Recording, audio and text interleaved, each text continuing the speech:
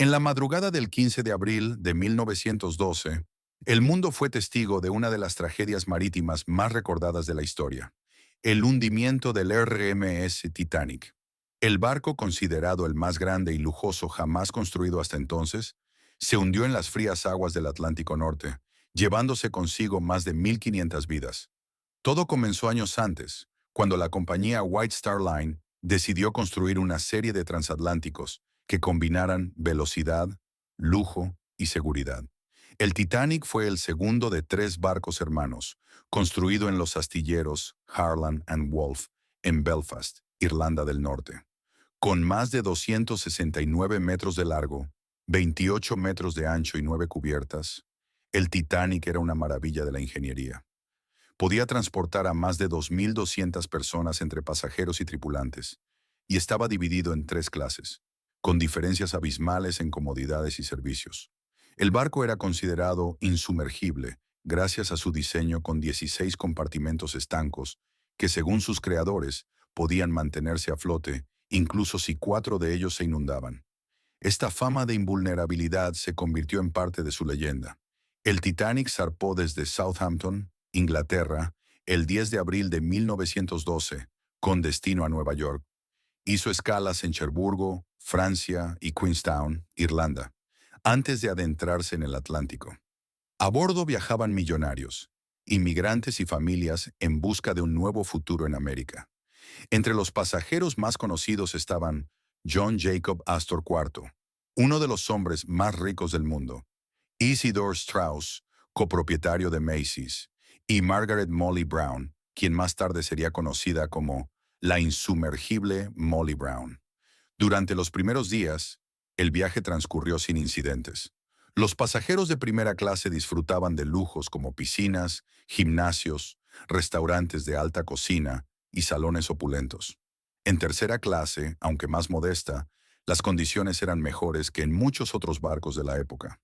Sin embargo, el 14 de abril, mientras navegaban a gran velocidad a través de aguas heladas, el Titanic recibió varias advertencias por radio sobre la presencia de icebergs. A pesar de ello, el barco no redujo significativamente su velocidad. A las 11:40 de la noche, un vigía avistó un enorme iceberg justo frente al barco. El oficial de guardia intentó maniobrar para esquivarlo, pero fue demasiado tarde. El iceberg rozó el costado del Titanic, abriendo una serie de brechas bajo la línea de flotación. Los compartimentos estancos comenzaron a inundarse uno tras otro. El diseñador del barco, Thomas Andrews, evaluó los daños y concluyó que el Titanic se hundiría en pocas horas. No había suficientes botes salvavidas para todos a bordo. A las 12:15 se enviaron las primeras señales de auxilio por radio. En medio del caos, se ordenó a las mujeres y niños abordar los botes primero. Muchos no creían que el barco realmente pudiera hundirse y se resistían a abandonar el lujo por una fría lancha en la noche. A medida que la proa del Titanic se hundía, la popa se elevaba peligrosamente. La orquesta del barco, dirigida por Wallace Harley, siguió tocando música para calmar a los pasajeros. Se dice que la última canción que interpretaron fue Más cerca, oh Dios, de ti. El barco finalmente se partió en dos alrededor de las 2:20 de la madrugada. La sección delantera se hundió primero, seguida minutos después por la popa. Las personas en el agua enfrentaron temperaturas bajo cero. La mayoría murió por hipotermia en pocos minutos. El RMS Carpathia, un barco de la Cunard Line, recibió la señal de socorro y acudió al rescate. Llegó al lugar 2 horas después del hundimiento y logró salvar a poco más de 700 sobrevivientes. El resto pereció en el mar. La noticia del desastre conmocionó al mundo. La magnitud de la tragedia, la pérdida de vidas y los errores cometidos generaron una ola de críticas y reformas en la seguridad marítima internacional.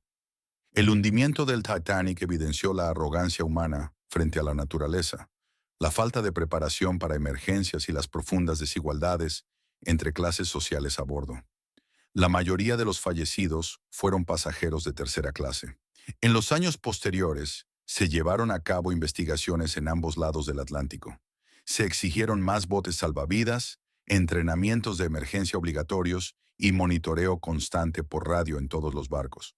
Durante décadas, el Titanic permaneció oculto en el fondo del océano. No fue hasta 1985 que el explorador Robert Ballard localizó los restos del barco a casi 4.000 metros de profundidad. Desde entonces, se han realizado múltiples expediciones. El Titanic ha inspirado cientos de libros, documentales, películas y exposiciones.